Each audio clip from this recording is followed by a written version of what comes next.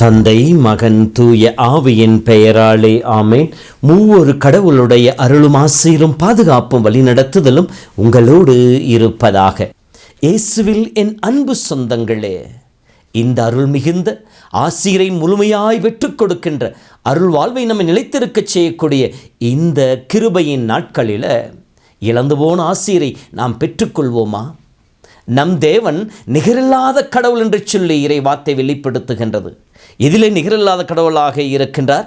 இரக்கத்தை காட்டுவதில் இந்த நிகரில்லாத கடவுளை, அன்பில் அளவிட முடியாத இரக்கத்தை நம் மீது ஒழுகின்ற கடவுளுடைய ஆசீரை இந்த நாட்களில் நாம் பெற்றுக்கொள்வோமா?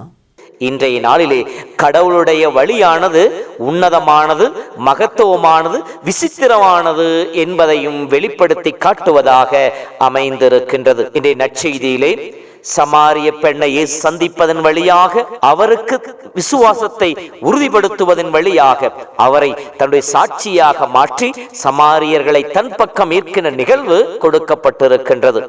இன்றைய நற்செய்தியை படிக்கின்ற பொழுது நம்மை மீட்டுக்கொள்ள கடவுள் எடுக்கின்ற முயற்சிகளையும், அந்த நம்மை தேடுகின்ற கடவுளை கண்டுகொள்ளுகின்ற பொழுது நாம் செய்ய வேண்டிய காரியங்களையும் பற்றி மிக தெளிவாக எடுத்துச் சொல்லுகின்றது. முதலாவதாக கடவுளுடைய நற்குணங்களாக நம்மை மீட்டுக்கொள்ள கடவுள் எடுக்கின்ற முயற்சிகள் என்ன என்பதை மிக தெளிவாக சொல்லப்பட்டிருக்கின்றது. ஒன்று, தேடுகின்ற கடவுளாய் இருக்கின்றார். எவ்வாறு? எசேக்கியேல் புத்தகம் 34 படிக்கின்ற பொழுது, ஓர் ஆயன் தன் மந்தை நின்று சிதறுண்ட ஆடுகளை தேடிச் செல்வதை போல நானும் என் மந்தையை தேடிச் செல்வேன் என்று தன்னை வெளிப்படுத்தியவர். காணாமல் போனதை தேடுவேன், அலைந்து தெரிவதை திரும்ப கொண்டு வருவேன் என்று தேடுகின்ற கடவுளாய் தன்னை வெளிப்படுத்துகின்றார். அப்படி தேடுகின்ற பொழுது அவர் சிரமம் எடுத்து கவனத்தோடு தேடுபவராக இருக்கின்றார். லூக்கா புத்தகம் 15 படிப்பதை போல, ஆட்டை இழந்த ஆயன் மற்ற 99 ஆடுகளை விட்டுவிட்டு தொலைந்து போன ஆட்டை தேடி செல்வதை போல கடவுளும் தன்னையே இழந்து நம்மை மீட்டுக் கொள்வதற்காக நம்மை தேடுபவராக இருக்கின்றார். நமக்காக எத்துன்பத்தையும் எதிர்கொள்ளவும் தயாராக இருக்கின்றார். அதைத்தான் நற்செய்தி நமக்கு சொல்லி காட்டுகின்றது. இயேசு யூதேயாவிலிருந்து கலிலேயாவுக்கு செல்கின்ற நோக்கத்திலே இருக்கின்றார். அந்த பயணத்திலே 2 வழிகள் இருக்கின்றன. ஒன்று, யோர்தான் பள்ளத்தாக்கு பகுதி. இது நீரோட்டம் உள்ள வளமையான பகுதி, சமதளமாக இருக்கின்றது, கடந்து செல்வதற்கு எளிதான பாதையாக இருக்கின்றது. இந்த பாதையை இயேசு தேர்ந்தெடுக்கவில்லை. மற்றொரு பாதை சமாரியா வழியாக கலிலேயாவுக்கு செல்கின்ற பாதை. இது சற்று கடினமான மலைப்பாங்கான பகுதியாக இருக்கின்றது. இயேசு இந்த பகுதியை தேர்ந்தெடுக்கின்றார். மத்தேயு நற்செய்தி 7:13 படிக்கின்ற பொழுது, இடுக்கமான வாயில் வழியே நுழையுங்கள் என்று சொல்லி அழைத்தவர் 7:14 வாழ்வுக்கு செல்லும் வாயில் மிகவும் இடுக்கமானது, வழியும் மிகவும் குறுகலானது, இதை கண்டுபிடிப்போ சிலரே என்று சொல்லி இடுக்கமான வாயிலை தேர்ந்தெடுக்க நமக்கு அழைப்பு விடுத்தவர் தன் வாழ்விலும் அதையே பின்பற்றுபவராக இருக்கின்றார். எதற்காக? வாழ்வு கொடுப்பதற்காக. இழந்து போன மீட்பினை மீண்டும் மக்கள் கண்டுகொள்ள வேண்டும் என்பதற்காக இந்த இடுக்கமான வாயிலை இறைவன் தேர்ந்தெடுக்கின்றார். இதே நிலைதான் இயேசுனுடைய சாவிலும் வெளிப்படுகின்றது. இந்த உலகத்தை மீட்டெடுப்பதற்காக, இந்த உலகம் மீண்டும் தந்தையோடு உறவு கொள்ள செய்வதற்காக, இழந்து போன அருள்வாழ்வை மீண்டும் பெற்றுக் கொடுப்பதற்காக இடுக்கமான வாயிலாகிய சிலுவை சாவின் வழியாக தன்னையே முழுமையாக அர்ப்பணித்து நம்மை ஒவ்வொருவரையும் தேடி வருகின்ற, நம்மை மீட்டுக் கொள்ளுகின்ற கடவுளாக இருக்கின்றார் என்பதைத்தான் இன்றைய அந்த முதல் பகுதி கடவுளுடைய உன்னத குணமாகிய நம்மை தேடி வருகின்ற தெய்வமாக இருக்கின்றார் என்பதை வெளிப்படுத்தி காட்டுகின்றது. இரண்டாவதாக, காத்திருக்கும் கடவுள். நம்மை தன் சாயலிலும் பாவனையிலும் படைத்த கடவுள் நம் ஒவ்வொருவருக்காகவும் காத்து கொண்டிருக்கின்றார். எவ்வாறு? லூக்கா புத்தகம் 15 தன்னை விட்டு பிரிந்து சென்ற மகன் மீண்டும் தன்னை நோக்கி வரும் வரை தந்தை காத்திருந்து அவனை தன் மகனாக மீண்டும் அங்கீகரித்து ஏற்றுக்கொண்டதை போல நம்முடைய இறைவனும் நமக்காய் காத்து கொண்டிருப்பவராக இருக்கின்றார். நம்முடைய உலகம், உடல், இந்த உலகின் சார்புகள், உடலின் தேவைகள், இவற்றை கொண்டு நாம் ஆண்டவரை விட்டு விலகிச் செல்கின்ற பொழுது கடவுள் நமக்காக காத்திருக்கின்றார். நம் ஒவ்வொருவரையும் மீண்டும் மீட்டெடுத்துக் கொள்ள எவ்வாறு சமாரிய பெண்ணை சந்திப்பதற்காக கிணற்றடியிலே அவர் காத்து கொண்டிருந்ததை போல. காரணம், சமாரிய பெண்ணை ஆண்டவருடைய அன்பை சுவைக்க வைக்கவும், அதைத் தொடர்ந்து அந்த பெண்ணின் வழியாக சமாரியா முழுவதையுமாக கடவுளுடைய அன்பில் கொண்டு வந்து சேர்க்கவுமே கடவுள் காத்து கொண்டிருப்பவராக இருக்கின்றார். மூன்றாவதாக கடவுளுடைய குணமானது உரையாடுகின்ற கடவுளாக இருக்கின்றார். உரையாடல் பல பிரச்சனைகளுக்கு தீர்வு காணக்கூடியதாய் அமைந்திருக்கின்றது. மனம் விட்டு பேசுகின்ற பொழுது மனச்சுமைகளும் மனத்தடைகளும் அகற்றப்படுகின்றன. இந்த ஒரு யுக்தியை தான் கடவுள் இயேசு இங்கே பயன்படுத்துகின்றார். தண்ணீர் மொள்ள வந்த அந்த சமாரிய பெண்ணிடம் தண்ணீர் கேட்பதன் வழியாக உரையாடலை தொடங்குகின்றார். ஜீவ தண்ணீராக தன்னை தூய ஆவியை பெற்றுக் கொள்ளுகின்ற பொழுது அனைத்தும் நிறைவு பெறும் என்பதை சொல்லி காட்டுகின்றார். தொடர்ந்து அவருடைய வாழ்வில் இருக்கின்ற குறைபாடுகளை சொல்லி காட்டி அவரை தன் பக்கம் ஈர்க்கின்றார். இறைவாக்கினராக, மெஸ்ஸியாவாக, மீட்பராக அவரை கண்டுகொள்ளச் செய்கின்றார்.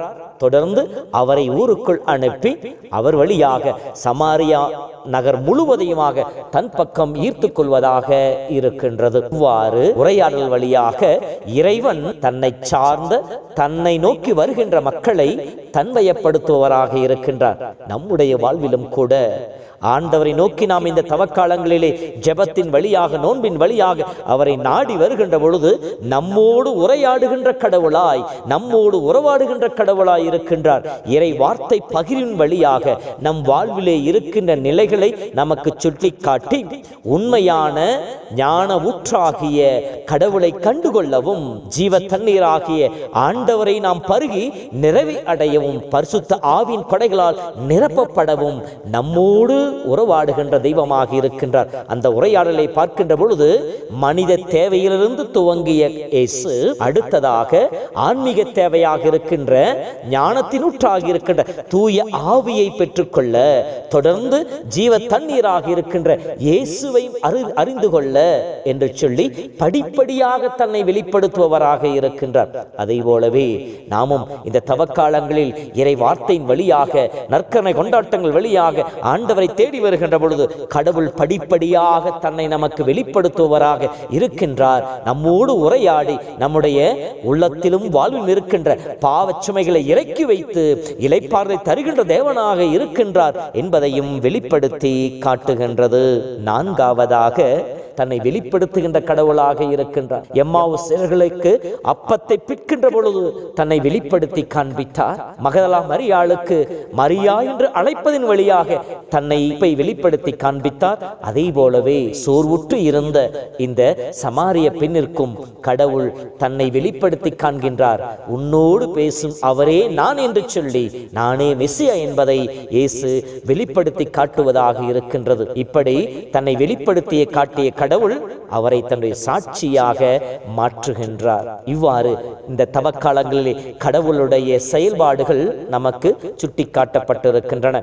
அன்று சமாரிய பெண்ணிற்கு தன்னை வெளிப்படுத்திய அதே கடவுள் தான் இன்று நற்கருணை வடிவிலே தன்னை வெளிப்படுத்துகின்றார். மன்னிப்பின் அடையாளமாக ஒப்புர அருட்சாதனத்திலே தன்னை வெளிப்படுத்துகின்றார். நல்லுறவை ஏற்படுத்திக் கொள்வதன் வழியாக சிலுவை பாடுகளை தியானித்து நம் அயலவரோடு இருக்கின்ற உறவை புனிதப்படுத்திக் கொள்வதன் வழியாக தன்னை வெளிப்படுத்தி காட்டுகின்றார். இவ்வாறு தன்னை வெளிப்படுத்துகின்ற ஆண்டவரை சமாரிய பெண் கண்டுகொண்டதை போல நாமும் கண்டுகொள்ள முயற்சிப்போம். இரண்டாவதாக நம்மை தேடி நமக்காக காத்திருந்து தன்னுடைய உரையாடல் வழியாக தன்னை வெளிப்படுத்தும் இயேசுவை நாம் கண்டுகொள்ள வேண்டும் எனில் நம் வாழ்விலே நாம் செய்ய வேண்டிய காரியங்கள் என்று சொல்லி பார்க்கின்ற பொழுது சமாரிய பெண் தன்னுடைய உடல் தேவையை நிறைவேற்றிக் கொள்வதற்காக அந்த கிணற்றுக்கே வருகின்றார். அந்த உடல் தேவையை பயன்படுத்தி இயேசு அவரோடு பேசுகின்ற பொழுது அவருடைய வாழ்க்கையிலே சிறிது சிறிதாக அந்த உரையாடலிலே மாற்றம் இருப்பதை நம்மால் கண்டுகொள்ள முடியும். முதலிலே அவரை யூதராக பார்க்கின்றார். இரண்டாவதாக ஐயா என்று சொல்லி அழைப்பதன் வழியாக ஒரு ஆசிரியருக்குரிய ஒரு மேன்மையான நிலையை அவருக்கு கொடுக்கின்றார். மூன்றாவதாக அவர் வாழ்வில் நடந்த அனைத்தையும் சொல்லுகின்ற பொழுது ஒரு இறைவாக்கினராக இயேசுவை கண்டுகொள்கின்றார்.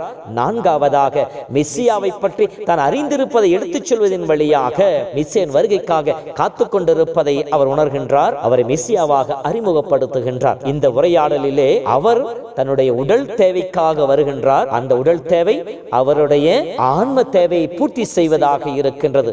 இந்த தவக்காலங்களிலே நாமும் கூட ஆண்டவரை தேடி வருகின்ற பொழுது நம்முடைய உடல் சார்ந்த தேவைகளை மையமாக வைத்து ஆண்டவரை நோக்கி மன்றாடுகின்ற பொழுது கடவுள் உடல் சார்ந்த தேவைகளை மட்டுமல்ல, மாறாக உளம் சார்ந்த தேவைகளை, நிலை வாழ்வுக்கு தேவையான ஆசீர்வாதங்களை இந்த அருட்சாதனங்கள் வழியாக நமக்கு கொடுப்பவராக இருக்கின்றார். இரண்டாவதாக, அப்படி ஆண்டவரை தேடி வருகின்ற பொழுது நாம் செய்ய வேண்டிய இரண்டாவது குணம், நம்மை பற்றி பேச வேண்டும். சமாரிய பெண் இயேசுவோடு உரையாடுகின்ற பொழுது யூதரிலே துவங்கி யாக்கோப்பு மற்றும் இறைவாக்கினர் மற்ற எல்லாவற்றையும் பேசிக் கொண்டிருக்கிற வழியே அவள் தன்னை பற்றி பேசவில்லை. கடவுள் காத்து கொண்டிருக்கின்றார் அவரை பற்றி பேசும் வரை. ஆக நாம் ஆண்டவருக்கு முன்னால் வருகின்ற பொழுது, ஒவ்வொரு அருட்சாதனத்துக்கு நாம் பங்கெடுக்க வருகின்ற பொழுது நாம் பல காரியங்களை பற்றி பேசுகிறோம். அவர்கள் அப்படி செய்தார்கள், இவர்கள் இப்படி செய்தார்கள், அவர்கள் அப்படிப்பட்ட என்று சொல்லி நான் எப்படிப்பட்டவன் என்கின்ற அந்த நிலையை நாம் வெளிப்படுத்துகின்ற பொழுது மட்டுமே கடவுள் நமக்கு தன்னை வெளிப்படுத்த முடியும். ஆகவே அத்தகைய அருள் நமக்கு வேண்டும். மூன்றாவதாக, நம்முடைய உரையாடலிலே கடவுளை தேடுவதில் இருக்க வேண்டியது உண்மைத்தன்மை. இயேசு அவருடைய நிலையை உணர்த்தி வெளிப்படுத்துகின்ற பொழுது, ஆம், நீ சொல்வது உண்மையே, நீ உனக்கு 5 கணவர்கள் இருந்தார்கள், இப்போது இருப்பவன் உன் கணவன் அல்ல என்று சொல்லி அவருடைய நிலையை எடுத்துச் சொல்லுகின்ற பொழுது அதை ஏற்றுக்கொள்ளுகின்றார். நம்முடைய பாவ நிலையை இறை உரையாடலின் வழியாக, இறை வார்த்தையின் வழியாக, தெய்வீக கொண்டாட்டங்கள் வழியாக இறைவன் நமக்கு வெளிப்படுத்தி காட்டுகின்ற பொழுது அதை ஏற்றுக்கொள்ள வேண்டும். குற்ற உணர்வோடு அல்ல, கூனி குறுகி போக வேண்டும் என்பதற்காக அல்ல, மாறாக மனம் மாறுகின்ற அந்த உள்ளத்தோடு. ஆம் அன்பு சகோதரமே, இறை உரையாடலிலே இந்த தவக்காலத்தில் நமக்கு தேவையான அடுத்த குணம் உண்மைத்தன்மை. நம்மிடம் இருப்பதை ஆண்டவர் முன்னால் முழுமையாக உண்மையாக வெளிப்படுத்தி ஏற்றுக்கொள்கின்ற அந்த நிலை இருக்கின்ற பொழுது கடவுள் நம்மை பயன்படுத்துவராக இருப்பார், நமக்கு வெளிப்படுத்துவார். நான்காவதாக, இயேசுவை அனுபவித்த அந்த சமாரிய பெண் உடனே ஊருக்குள் ஓடுகின்றார். தன்னை சார்ந்த அனைவரையுமே இயேசுவின் அருகிலே கொண்டு வந்து சேர்க்க. எப்படி? மத்தேயு பாவியான் நிலையிலே அழைக்கப்பட்ட பொழுது அவர் செய்த காரியம் என்ன?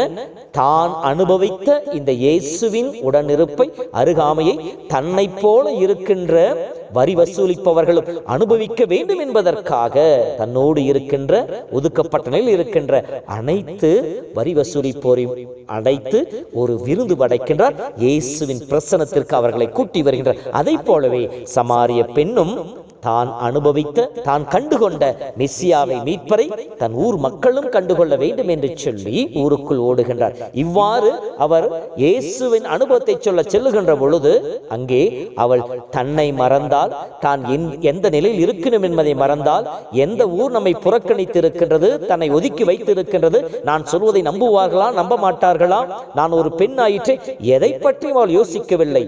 இயேசுவை அனுபவித்தவுடன் பல்வேறு சந்தேகங்கள் அவர் உள்ளத்திலே இருந்திருந்தால் அதையெல்லாம் கடந்து செல்கின்ற பொழுது இறை அனுபவம் நம்மை பயன்படுத்த ஆரம்பிக்கும். இவள் ஒதுக்கப்பட்டவள், புறக்கணிக்கப்பட்டவள், சமுதாயத்திலிருந்து விலக்கி வைக்கப்பட்டவள் என்ற நிலையில இருந்தும் கூட அவள் போய் சொன்ன செய்தியை அங்கே மக்கள் ஏற்றுக்கொண்டார்கள், இயேசுவை தேடி வந்தார்கள். இதுதான் கடவுளுடைய செயல்பாடு. இந்த உலகம் பலவீனமாக, இயலாமையாக கருதுவற்றைத்தான் கடவுள் தன்னுடைய கருவியாக, தன்னுடைய மீட்பின் ஆயுதமாக பயன்படுத்துவார். ஒருவேளை நம்முடைய பலவீனங்களையும் இயலாமைகளை கண்டு நாம் கூனி குறுகி போகாமல் இருக்கவும், பிறர் நம்மை பற்றி என்ன சொல்வார்கள், நான் மனம் மாறிவிட்டால் மீண்டும் என்னுடைய பழைய வாழ்வை பற்றி அவர்கள் பேசுவார்களே என்கின்ற எந்த ஒரு தயக்கமும் இல்லாமல் இயேசுவை அனுபவிக்க வேண்டும். அனுபவித்த இயேசுவை நாம் நம் வாழ்வின் வழியாக எடுத்துச் சொல்லுகின்ற பொழுது கடவுள் நம் வாழ்விலே நம்மை பயன்படுத்த ஆரம்பிப்பார், ஆன்மாக்களை தன் அருகிலே கொண்டு வந்து சேர்ப்பார் என்கிற என்கின்ற அந்த உண்மையும் நமக்கு சொல்லி காட்டுகின்றது. ஆகவே அன்பு சகோதரமே, இந்த தவக்காலத்தில் நாம் சிந்தித்து பார்ப்போம். கடவுளுடைய அன்பின் காரியங்கள் நினைத்து பார்த்து நம்மை தேடுகின்ற, நமக்காய் காத்திருக்கின்ற, நம்மோடு உறவாடி நம் வாழ்வில் மாற்றத்தை ஏற்படுத்தி தன்னை வெளிப்படுத்துகின்ற ஆண்டவரை அருட்சாதன கொண்டாட்டங்களிலே கண்டுகொள்ள முயற்சிப்போம். அப்படி தன்னை வெளிப்படுத்துகின்ற இயேசுவை நாம் தேடி வருகின்ற பொழுது நம்மை பற்றி, நம்முடைய இயலாமைகள், நம்முடைய பலவீனங்களை பற்றி நாம் ஆண்டவரிடம் பேசுபவர்களாக இருப்போம். உண்மைத்தன்மையோடு கடவுள் நமக்கு வெளிப்படுத்துவதை ஏற்றுக்கொண்டு தாழ்ச்சியோடு அவருடைய மன்னிப்பிற்காக நம்மை முழுமையாக அர்ப்பணிப்போம். இறை வெளிப்பாட்டை கண்டுகொண்டு இந்த அனுபவத்தை பெற்ற நாம் நம்மோடு வைத்துக் கொள்ளாமல் நம்முடைய சொல்லாலும் செயலாலும் வாழ்க்கையாலும் பிறருக்கு எடுத்து எம்புவோம். நம் வாழ்வில் வருகின்ற நம்முடைய பலவீனங்கள் மத்தியிலே கடவுள் செயல்படுவார், என்னையும் கடவுள் பயன்படுத்துவார் என்கின்ற நம்பிக்கையிலே நம் வாழ்வில் அடியெடுத்து வைப்போம். அருள் வேண்டுவோம். ஆண்டவர் நம்மை ஆசீர்வதிப்பாராக. ஆண்டவர் உங்களோடு இருப்பாராக. எல்லாம் வல்ல இறைவன் தந்தை, மகன், தூய ஆவியின் பெயராலே ஆமேன்.